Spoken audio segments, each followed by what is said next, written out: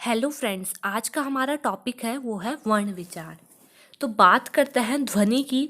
तो उच्चारण के आधार पर भाषा की सबसे छोटी इकाई ध्वनि कहलाती है और लिखित आधार पर भाषा की सबसे छोटी इकाई वर्ण कहलाती है। अब वर्णों के सार्थक समूह को हम क्या कहते हैं? शब्द। शब्दों के सार्थक समूह को हम क्या कहते हैं? वाक्य। और वाक्यों के सार्थक समूह को हम या तो गद्य कहते हैं या फिर पद्य कहते हैं। तो गद्य का प्रयोग तो कहानी में और पद्य का प्रयोग कविताओं में किया जाता है। बात करते हैं वर्ण के भेद की। तो वर्ण के मुख्यतः दो भेद होते हैं, स्वर और व्यंजन। जैसा कि आप सभी जानते हैं, जिन वर्णों का प्रयोग बिना किसी सहायता से किया जाता है अर्थात वे स्वतंत्र होते हैं, उन्हें स्वर कहते हैं।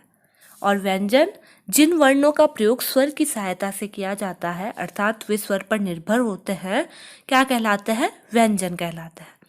बात करते हैं स्वर के भेद की। तो स्वर को मुख्यतः 3 भागों में बांटा गया है। पहला है ऋस्व स्वर, दूसरा है दीर्घ स्वर, तीसरा है प्लुत स्वर। तो ऋस्व स्वर जिन वर्णों में एक मात्रा होती है तथा उसका उच्चारण करने में हमें बहुत कम समय लगता है, वे ऋस्व स्वर कहलाते हैं। जैसे कि अ, ई, उ, री, री, ये होता है ऋस्व स्वर। बात करते हैं दीर्घ स्वर की। तो जिन वर्णों में 2 मात्रा लगती है तथा उसका उच्चारण करने में ऋस्व स्वर से हमें दुगुना समय लगता है, वे कहलाते हैं दीर्घ स्वर। जैसे कि आ, ई, उ, री, ए, ऐ, ओ, औ, ये दीर्घ स्वर है। प्लुत स्वर जिन वर्णों में 3 मात्रा लगती है तथा उसका उच्चारण करने में ऋस्व स्वर से हमें तिगुना समय लगता है, वे क्या कहलाते हैं? प्लुत स्वर। जैसे कि अ, आ, ई। तो इस तरह ओ तक होता है ये भी। बात करते हैं व्यंजन की। व्यंजन को भी मुख्यतः 5 भागों में बांटा गया है। पहला है स्पर्श व्यंजन, अंतस्थ व्यंजन, ऊष्म व्यंजन, आयोगवाह व्यंजन, आगत या उच्छिप्त व्यंजन।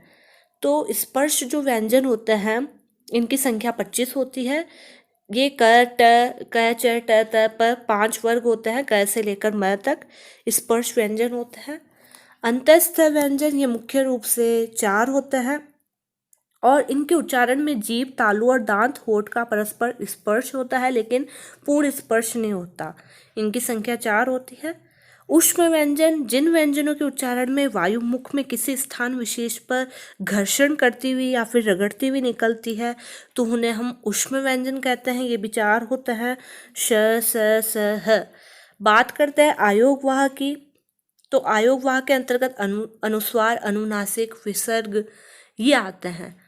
और आगत या फिर उच्छिप्त व्यंजन इसके अंतर्गत जैसे कि ड, ढ ये आते हैं। इनको उच्छिप्त या फिर द्विगुण व्यंजन भी कहते हैं। इस तरह हमारा जो वर्ण विचार का आज हमने छोटा सा टॉपिक